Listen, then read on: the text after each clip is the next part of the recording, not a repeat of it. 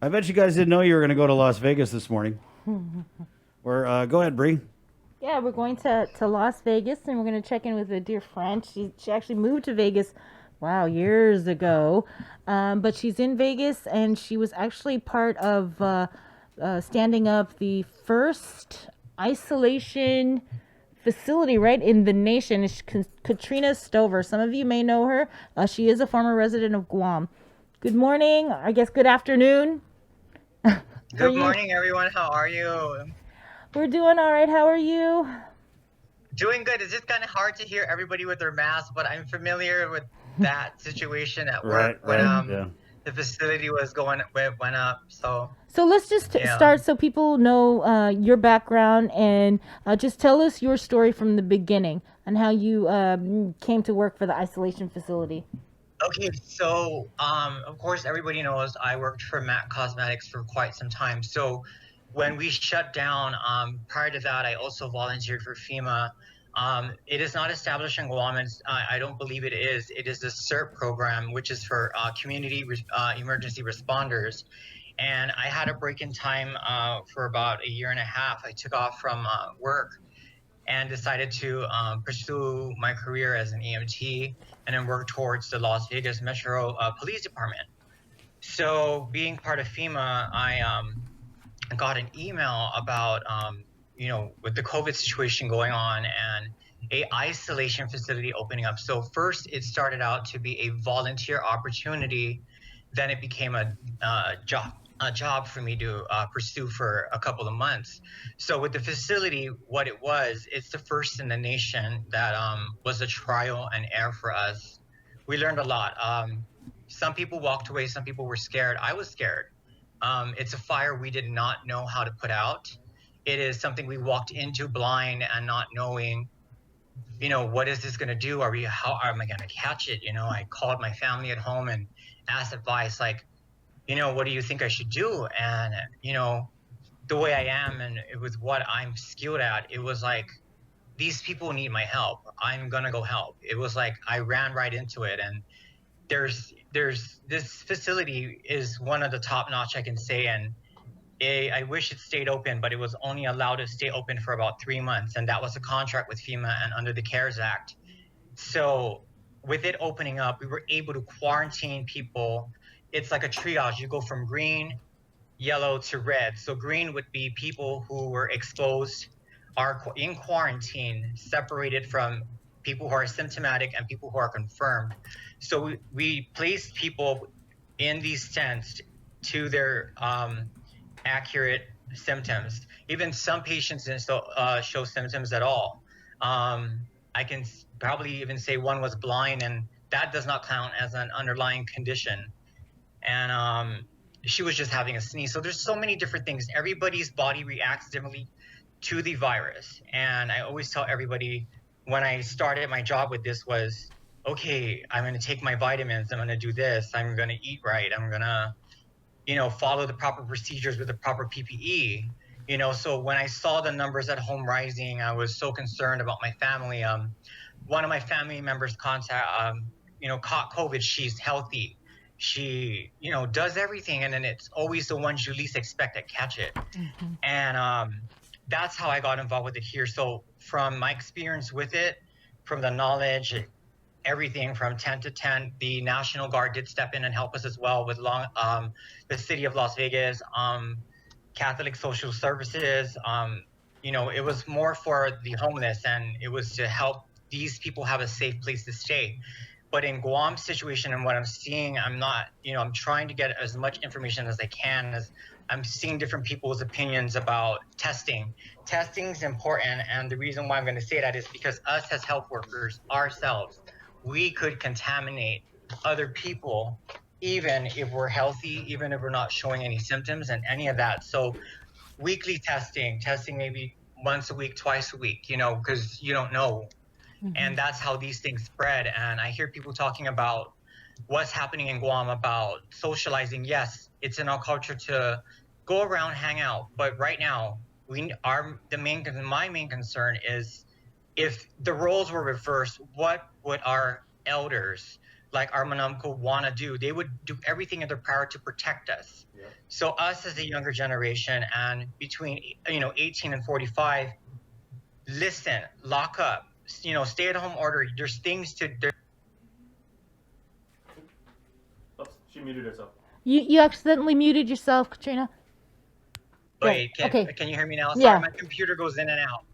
But there is so many ways, like right now back home, you guys are seeing the beginning phases of what Vegas went through when we shut down. So, I don't want everybody to know that, don't fear it.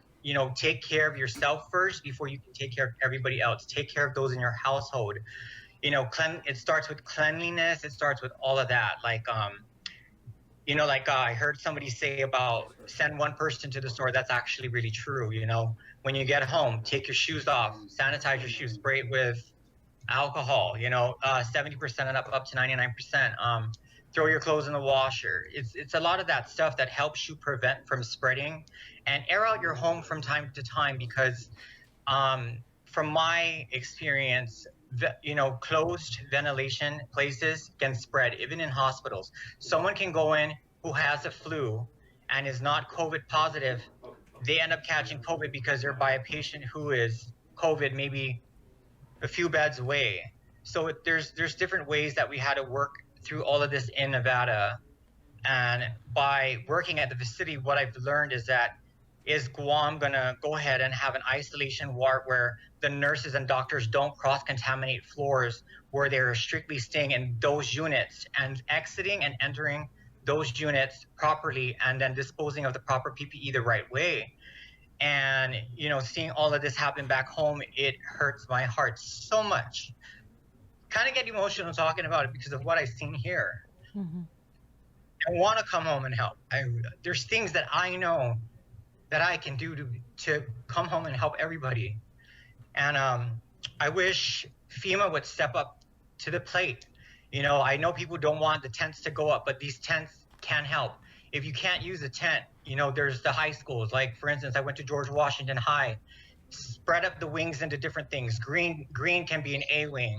Confirmed cases can be at the gym. Symptomatic can be down in a D wing.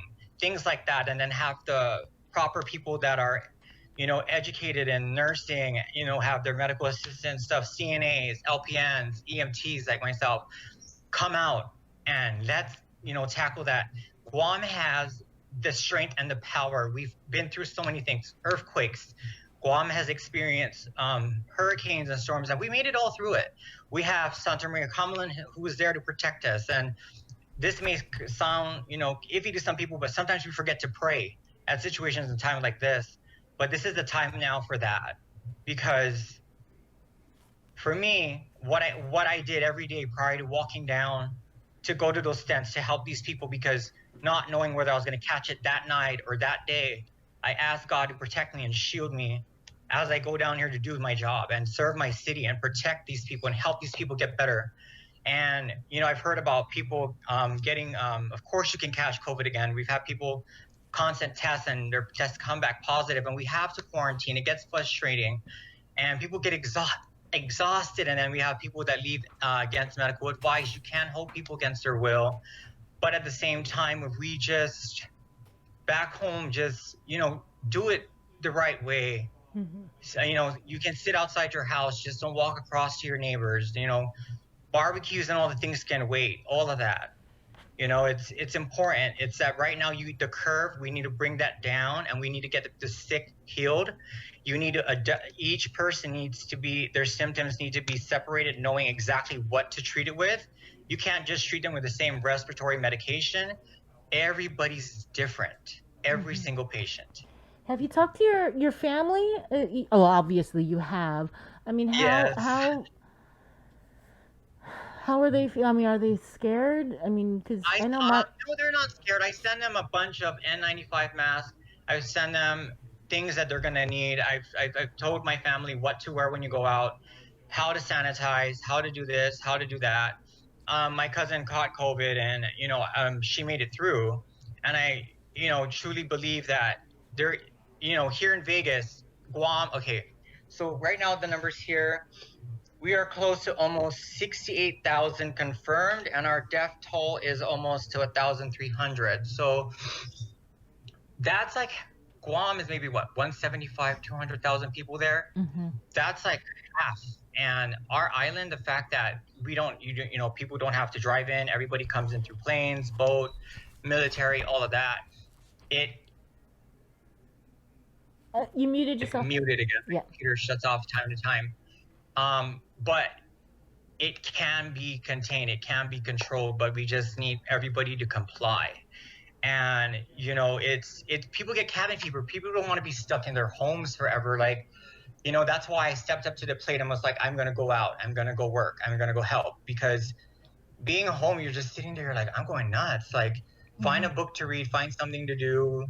You know, there's a lot of things to do at home. You know, we say we don't, and then when we go back to work, you come home, you're like, oh, I didn't do this or didn't do that. But in Vegas right now, we are suffering severely because we have people doing the same thing, you know, gatherings, pools, and all of this stuff. It's you know, all of that. We had bars shut down, and I'm not gonna lie, we went out to go eat, and restaurants are following the procedures and all of that stuff. But we ourselves got to do the same as well. Yeah. You know, follow all of that. It's very important. My family, you know, I've told them, don't live in fear of this. This is not something you need to fear. It's something we can get through, and we will get there. You know, they talk about vaccines. They talk about, you know, all of this. Is it going to disappear after, you know, there's so many different aspects of the what ifs or this or conspiracy that. No. COVID's real. It's there. You know, it's happening right in front of our faces. So, you know, the way to do it is to treat it the right way. And sometimes it's even the natural way through vitamins and, you know, treat it like the common cold and the flu with a Z-Pack and, you know, some other stuff. You know, there's things to do it. Like, you know, some stuff I can't say yet, but it could be done. Right. Lives have been saved. Well, Katrina, I really appreciate you reaching out and calling. We talked a little bit last night, so I really appreciate that. And just hearing you and your concern, it really is. It hits home. Yeah. Yes. And you know, You guys have any questions or want to ask anything about over here? well, I know my family's over there in Vegas, so I'm worried about them, and like they're worried. right now the city is like currently like, you know, the strip is like, you know, of course shut down. The shows are shut down. We are all experiencing the same thing, you know, but in reality of it, there will be a solution at the end of this road. You know, I pray for everybody's safety, that everybody just take care of yourselves, you know, outside open air, when you get out of the building, you know, you can take your mask off. There's no such thing as you have to wear your mask in your car and all that other stuff.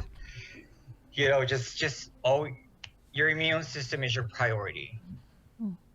And stay healthy as much as possible. Right on, Katrina. Where does Warm 7-Up and Vicks play into the mix? That's something that they always say. Like, I was even making a joke earlier to my girlfriend. I said, what are we going to do? The solution to this is Vicks and some 7-Up. Warm. It has to be warm, though. Or some stuff. But, you know, it's funny when we think about a lot of different things. It's like, what are our remedies for this? But strictly the truth of, you know, it is that we still don't know a lot of different things. Like I said, I feel like it's mutated. It's changed. It's not the same. I see it in different patients because as in charge of intake, you know, like I even have it right here. I even put some notes down that I had to do different things besides my job. When we had medical emergencies and tents, I had to run in and help patients, you know, and things like that. So it's I lost my train of thought for a second, but you know, Guam, you know, you just has to find a plan and follow through with that. And, you know, Lou should reach out to the proper people. I don't know if they reached out to the military and what the military said, but, you know, if worst comes to worst, you know, if you can't do the tents, like I said, the schools were places where we put people in during hurricanes. You can set up a facility there.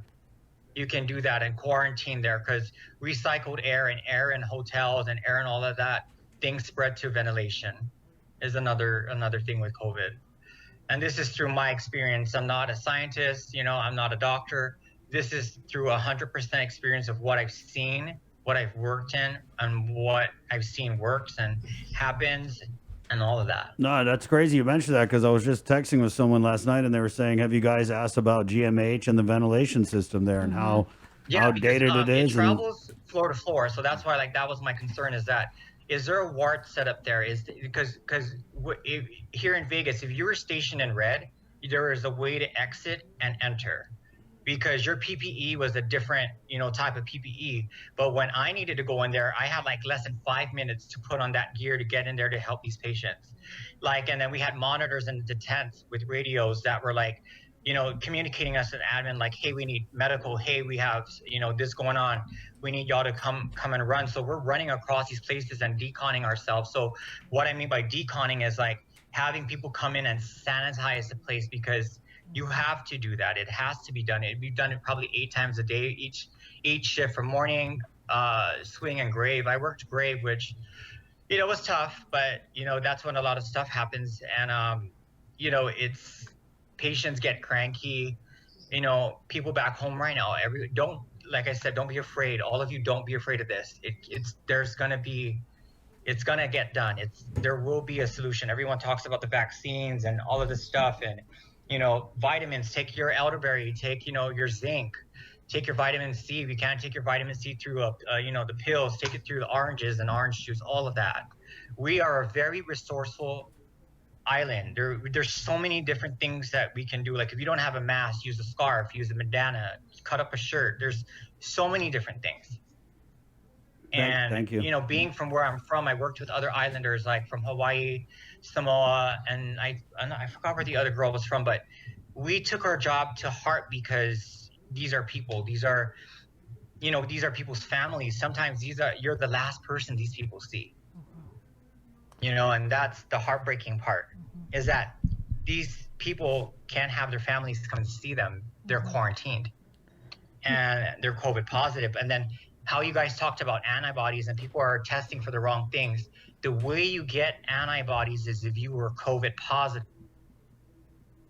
I muted again. So again, antibodies, the way you get that is if you had COVID, ran through all of it, and lived through it, and then tested negative, go get your antibodies test. Your plasma becomes an asset to help those who are sick.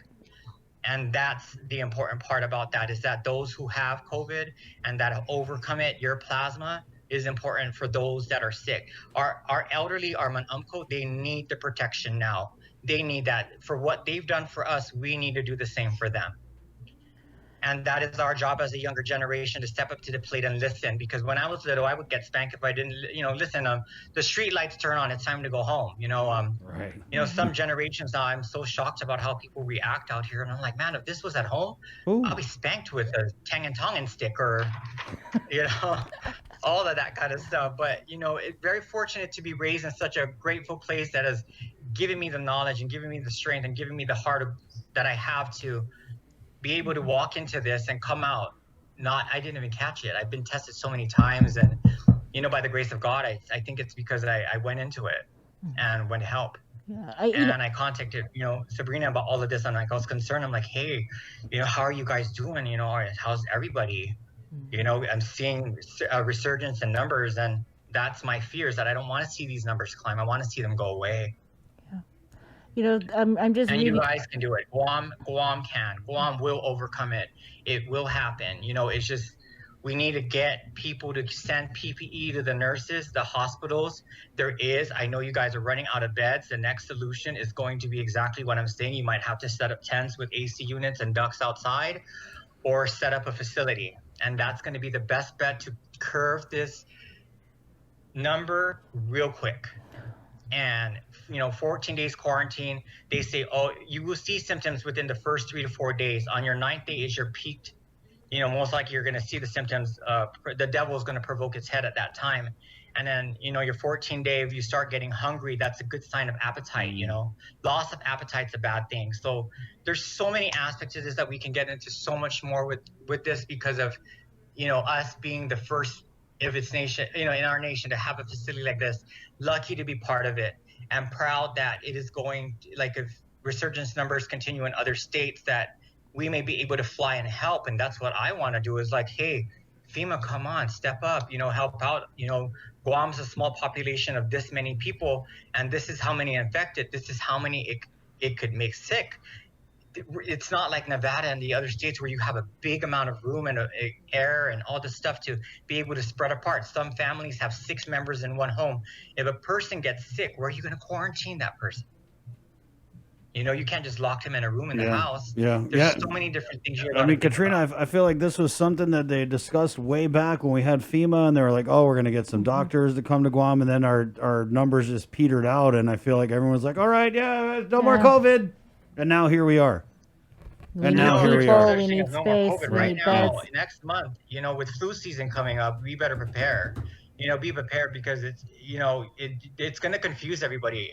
Is it a flu? Is it COVID? Because even a fever, it can't justify COVID. Right. Everybody's different. I promise you that much. Everybody's different, and your bodies are going to fight differently.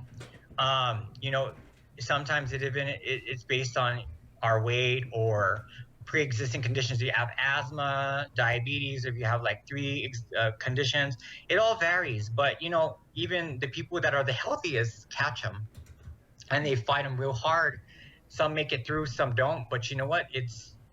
We got to continue to keep moving forward and not be afraid, and find that solution and find that niche. And like I said, treat it like you're treating the flu, to the utmost best that you can. Thank you, Katrina. Practice breathing, breathe, take deep breaths, because, some of us are just breathing like really light as we sit here. Sit down and practice your lungs, breathe, exercise your lungs and all of that. It's so important, because this virus we don't know when it's going to end. Yeah. Or if it's going to end, and all of that. You're right. Or if it's going to end. 2,200, I think, people at the ISOQ facility, right, that you were working at, and you keep mentioning, they have families, they are people, there are individuals. Is there any one person that you had helped while you were working at the ISOQ that their story that maybe that shook you? One person in particular, because she had, a lot of the times, there, due to HIPAA laws, or some things I can talk about, but there is one particular patient that stuck to me. She would only want to work with me. She felt she could confide in me, and that's the thing with that, is that she was confirmed positive. Her coronavirus symptoms were at its peak. She had many underlying conditions, which I wish I could speak about, but I can't. But I was amazed at how strong of a fighter she was, and I stuck with her through the whole thing until we closed down. And I always told her, I was like, look, you need to believe in yourself, and you need to look at this and tell yourself, I'm going to do this, I'm going to fight this, I'm going to win. Even if with her underlying condition, she's like, you know what, I'm just going to die. They keep telling me I'm going to die because I have this. It's like, no one cares about me. I'm just a number now. And I said, no, you're not just a number. You're a person. You're human. You bleed the same color I do. It's not about race. Coronavirus doesn't pick, doesn't care of your age, gender, race, none of that. And people nowadays think, oh, this is whatever. But for me and her, our connection was so strong. She was in the red tent. I went in there so many times to just check on them. And when I went in there, I made sure the patients were okay. We never got calls from that, because you have to have compassion for this and this kind of stuff, because these people need that, because it's frustrating. Because when they get sick, they are quarantined and they're frustrated. Mm-hmm. They want to go home. They want to see their families. They want to get back to living what they call a normal life. But what's the new norm? We don't know yet. Every day is different. Every day is a new risk. You go out, you take a risk. Grocery store, restaurant, gas station, anywhere. So when you got your call then from your cousin, and your cousin told you that he or she had COVID, how did that? I mean, what did you say? I mean, were you scared for them? I mean, what did you tell them? Right when I found out she was confirmed COVID, I was like, are you at a facility? Are you at the hospital? Where are they taking you? Because like I told her, I was like, I don't want you in a hospital. I said, you know, like I want you at home, quarantine, open up your windows, you know, isolate yourself at home. Do not put yourself on a ventilator. This is going to be me straight up talking about what I told her. Do not, and I repeat, do not. I told her, do not get on a ventilator if it gets that bad. Fight it on your own. In putting someone in induced coma and a ventilator, people can come after me and say different things. Your body can't fight. And that's something this is just for my opinion. I don't believe that anybody should be put under that. It depends on their condition. But if you can fight on your own. Let your body do it. And she did it. And I told her, I said, what vitamins are you taking? I send her all the pictures of every vitamin I was taking while I was at work that I'm still taking now. And when I found out she had it, I was so concerned. And then everybody in her home tested negative, which is really good. You know, other family members, you know, you can't see your family. Like, you know, she has to FaceTime. And, you know, my uncle and them are older. You know, they are more at jeopardy too with this virus. And with her contracted, we continue to keep in contact. She's like, oh, my heart skipped a beat. Is that a symptom? Yes, her body fought differently. She was not getting the fever. She was not getting certain other symptoms. But she did have other symptoms that were related to COVID. So like I said, everybody was different. But my concern was like, I wanted to make sure she made it out and she made it through, and she did. And that's the blessing that I thank God for, is that it will and you can. Thank you, Katrina. And when I got that call, I was like, I want to come home. I said, I need to be there for my family. I need to be there for those who are sick, you know, because of my experience. And that's why I was like, open up the windows. And she's like, why? I said, ventilation. You need to air out. You need that, you know, when you sit in the same place, bacteria grows. Wash your sheets, you know, that you're laying in. Change it twice a day. If you have a cot, like I know everybody in Guam should have a cot. So I would rather sleep on that outside than I would to be inside the house if I had COVID, you know, and treat it with the proper medication. Take your thermicin, your Z-Pack, and, you know, anti-inflammatory medications and things like that. All right, thank you. You know, go ahead. Thanks, Cap. Thank you for coming on. Thank you guys for having me. I mean, yes. I know I probably spoke a little bit too much. I No. hope I didn't. No, like, that's you great. know. Yeah. Except you didn't say hydroxychloroquine. What was that? He said you didn't say hydroxychloroquine. Oh, the hydrochloroquine. There's a sister medication for it. It's quinine sulfate. So, wow. Like it's funny. That's another topic. I'm We just can playing. talk about I'm this playing, all day. girl. I'm playing. But You know me. if you guys, you know, if you're getting itchy throats, drink tonic water and stick a lemon in that. I might have to stick more than a lemon in. But it's not going to cure COVID. Right.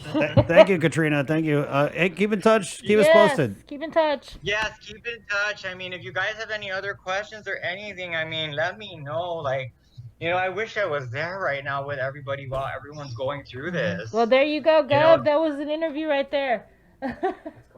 Crystal Paco, San Agustin. She's here to help. Alrighty. Thank you. Thank you, Katrina. Thank you guys. You guys take care and stay safe, and God bless. Right All right, on. you too. And your Mac family says hi here in our comments. So. Okay. Bye-bye. We'll see you. Bye. Okay. 9:19. Let's go right to the KUAM News Zoom room where we got Jess Garcia, the Deputy Director of